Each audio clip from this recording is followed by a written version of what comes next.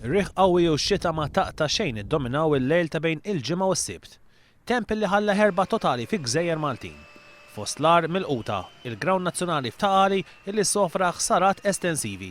Parti mit-tinda tal-enclosure u parti mit-tinda tas-Centenary Stand qaċtu u spiċċaw fuq il-pitch. L-MFA kienet kostretta li tħassar iż-żewġ partiti tal-lum tal-Premier bil-Kirkara kontra Florjana u Hibernians kontra Stima Wanderers. Ħsarat oħra ġew irrapportati fil-Gudja b'mod partikolari fil-kumpless tal-ground sintetiku ta' din il-lokalità. Ir-riħ qawwi li ħakem fuq l-akwati litteralment qaċċat parti kbira mill-fens li jdawwar il-ground buħud mill-floodlights jitqaċtu minn posthom ukoll. Ħsarat stmati li jammontaw għal kważi 20,000 euro. Fil-Kalkara minħabba l-baħar qawwi infaqal ħajta taħt it-triq tal-bajja tar-Rinella. Ix-xuffiera huma avżati sabiex ma jersqux lejn din il-bajja.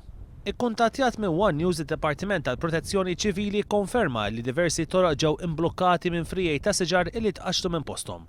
Fosthom triq Aldomoro il-Marsa u l-bypass ta' bil-Kirkara. Il-maltemp qaċċat ukoll qarbli tad-dawl. Diversi lokalitajiet spiċċaw bla dawl fosthom il-Mellieħa, l-Imġar, ir-Rabat, il-Marsa u Marsa Xlok. Daħlu wkoll rapporti li waqgħu galleriji tal-ġebel kemm fi Gżira u anke fir-Rabat. Il-Forzi Armati qalu li l-Iskwadra Marittima assistit żewġ jottijiet li nqalgħu mill-malmoll.